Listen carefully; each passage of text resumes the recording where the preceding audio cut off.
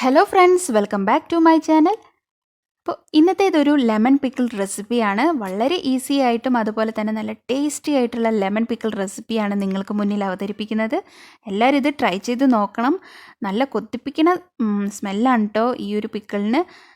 ഒരു തോരനും ഈ പിക്കിളുണ്ടെങ്കിൽ വയറ് നിറച്ച് നമുക്ക് ചോറുണ്ണാം. ഒരു 1/2 കിലോ ലെമൺ വെച്ചിട്ട് എങ്ങനെ ഈ പിക്കിൾ ഉണ്ടാക്കാം നമുക്ക് നോക്കാം.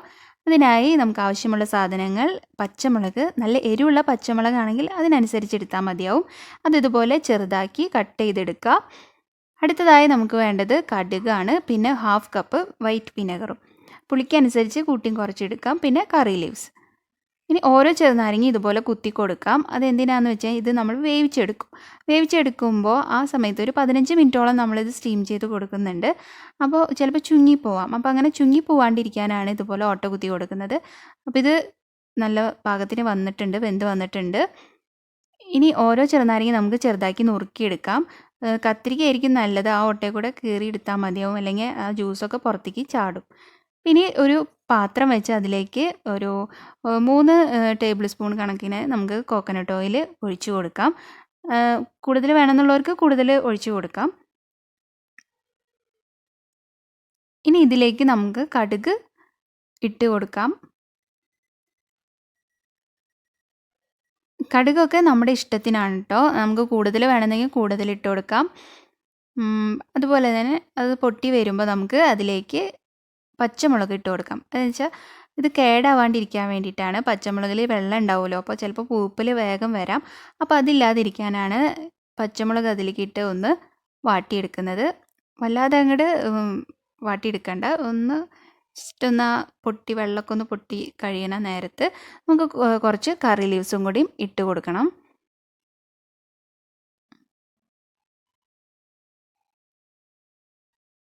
ഇപ്പം ഏകദേശം റെഡി ആയിട്ടുണ്ട്. ഇനി ഇതിലേക്ക് കറി ലീവ്സ് ഇട്ട് കൊടുക്കാം. ശരിക്കും പച്ചമുളകും കറി ലീവ്സും ഒരുമിച്ച് ഇട്ട് കൊടുക്കാവുന്നതാണ്.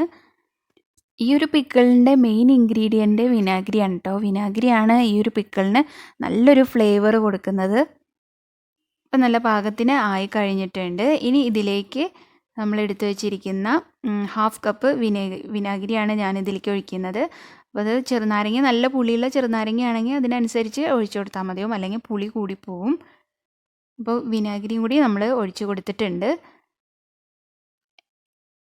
ഇനി ഇതിലേക്ക് ആവശ്യത്തിന് ഉപ്പും കൂടി ചേർത്ത് ഒന്ന് ഇളക്കി കൊടുക്കാം.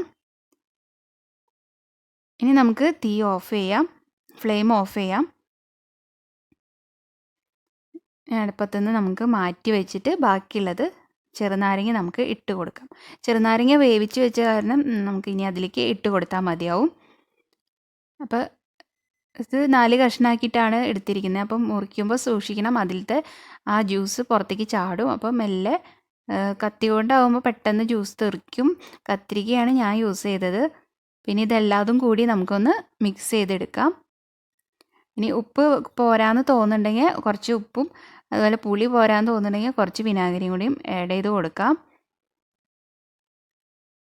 എനിക്ക് കുറച്ച് ഉപ്പ് കുറവ് തോന്നി, അപ്പോൾ ഞാൻ കുറച്ച് കൂടിയും ഉപ്പ് ഇട്ട് കൊടുത്തിട്ടുണ്ട്.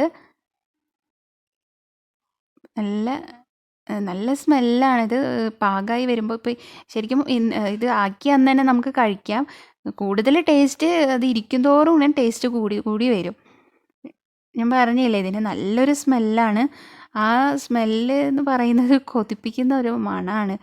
നമുക്ക് ഞാൻ പറഞ്ഞ പോലെ തന്നെ ഒരു തോരനോ, ശരിക്കും പറഞ്ഞാൽ ഒരു പയർ തോരനൊക്കെ ഉണ്ടെങ്കിൽ നല്ല അടിപൊളി കോമ്പിനേഷനാണ് തോരൻ്റെ ഒപ്പം ഈ ഒരു അച്ചാർ. അപ്പോൾ നമ്മളെ lemon pickle, easy lemon pickle ready ആയിട്ടുണ്ട്. എല്ലാവരും ഇത് ട്രൈ ചെയ്ത് നോക്കി ഇതിൻ്റെ അഭിപ്രായം കമൻറ്റായി ഇടണം.